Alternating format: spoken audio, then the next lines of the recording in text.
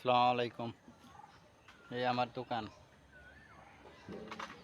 নিজের থাকার ঘরে দোকান দিয়েছি, ছোট্ট একটি দোকান। এই দোকানে টুকটাক বেচাকেনি যাই হয় হয়, কিন্তু এর মধ্যে বাহি খাইয়া বলা মানে আমার দোকানে আসে না। আজকে এক হাতের লেগের সমস্যা লেগে নিজের অপারেশন করুম, হ্যাঁ টাকা নিজের টাকা নিজেই পায় না। মানুষের বিবেক নাই, কোনো মনোবতাও নাই, একাত্তর নাই, কোনো জোর করে আর না, কোনো কিছু বলতে পারে না, সহ্য করতে পারে লাগে।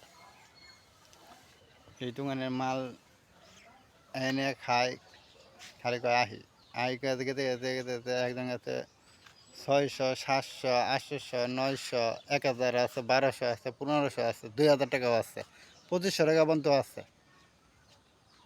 আসে না দোকানে, বাইক হ্যাঁ আসে না দোকানে। আমার দোকানে ভরপুর মাল আসলো। এই দোকানের চালানটাই এখন মানুষের হাতে।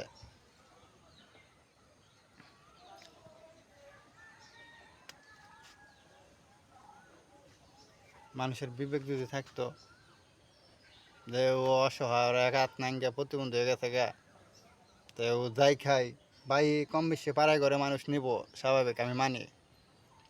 আগে তো সুস্থ থাকতে আমি বাইক খেতাম, বাইক খাওয়া নেওয়া আমি বুঝি, আমি জানি। এক সপ্তাহে যদি 500 টাকা খাই, ওই 500 টাকা দিলে বাদ সে আবার পরবর্তীতে দোকানদার কাছে চাইলে পাওয়া যায়, দিব, এরকম বিশ্বাস থাকে।